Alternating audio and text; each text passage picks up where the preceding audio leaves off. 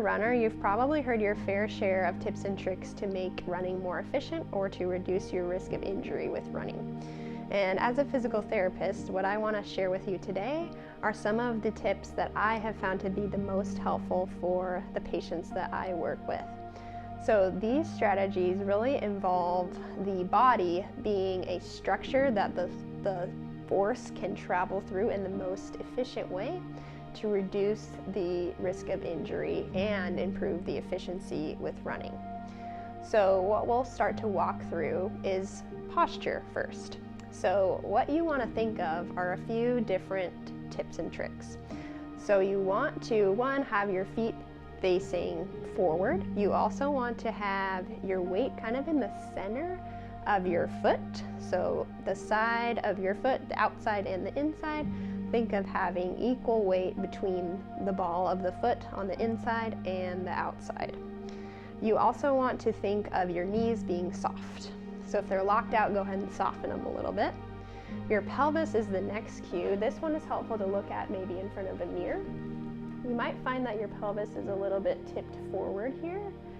What you will want to do is to almost activate your lower abs here, soften the back, so that you get a little bit of a tilt in the pelvis without contracting your glutes. It's very subtle. You should just feel a little bit of tension through the front, and instead of being here, your pelvis is now level. The next thing you want to do is go ahead and lengthen your spine. So it helps to place a hand on the stomach and one on the back of the neck, and just think of taking a nice breath in, inhale, and you're feeling your rib cage lift up a little bit. Your whole spine is lengthening as if you had a balloon pulling up from the crown of the head.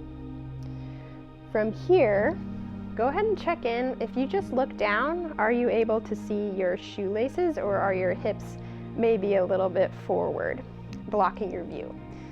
If they are, what I'd want you to do, as you lengthen your spine and take your breath in, I'd also want you to almost tip your rib cage almost up and over this point just below the tip of your breastbone. So what that's going to do is help your rib cage sit right over your pelvis versus behind your pelvis, placing more stress on your lumbar spine. So to review this, we've got your feet facing forward, equal weight between the outside and the inside. We've got your knees nice and soft. We've got your pelvis level. We've got your spine nice and elongated.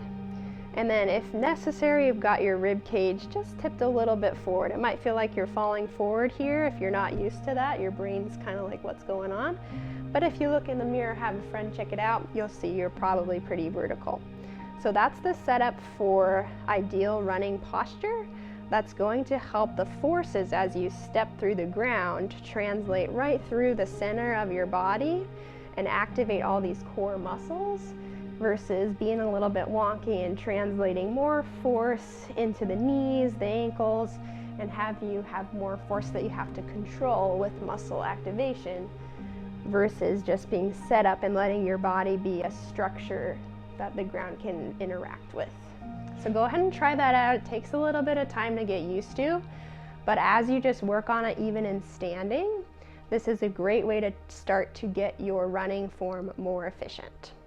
The next part of this just involves a little bit of a ankle hinge to start to get you used to that same column, but then getting you a little bit forward to help momentum and gravity start to do the work for you. That's what we'll look at in another video.